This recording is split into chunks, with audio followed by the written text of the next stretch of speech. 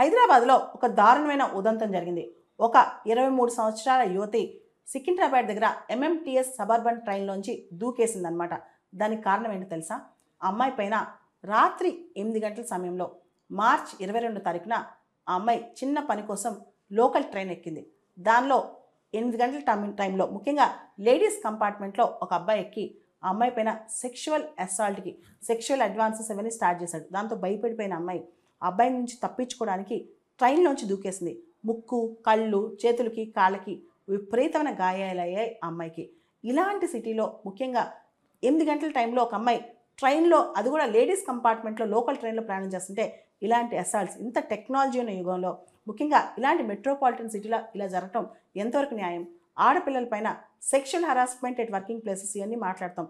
కానీ దిశ incident, Nirbhaya incident, కొన్ని వందల ఇన్సిడెంట్స్ అయిన తర్వాత కూడా మనలో మెలకు ఎందుకు రావట్లేదు? మనలో ఈ విషయంలో ఎందుకు ఇంకా బెటర్ అవగాహన రావట్లేదు? పెద్ద క్వశ్చన్. ఇలా ఆడపిల్లలు బయటికి వెళ్ళి పని చేసుకోవాలంటే తల్లిదండ్రులు పంపిస్తారా? ఇలాంటి పరిస్థితులు చూసినప్పుడు, ఇలాంటి ఇన్సిడెంట్స్ చూసినప్పుడు అసలు మనం బయటికి వెళ్ళగలమా? ఇదే పెద్ద ప్రశ్న అనమాట. ఈ ట్రైన్ ఉదంతం అనేది అందరినీ కదిపించేసింది. దాంతోపాటు దీని మీద పెద్ద ఇన్వెస్టిగేషన్ జరుగుతుంది. కానీ ఇలాంటి పబ్లిక్ ప్లేసెస్లో, పబ్లిక్ ట్రాన్స్పోర్ట్లో ఆడపిల్లల మీద ఇలాంటి అఘాయిత్యాలు ఏంటి? ఇదే పెద్ద ప్రశ్న.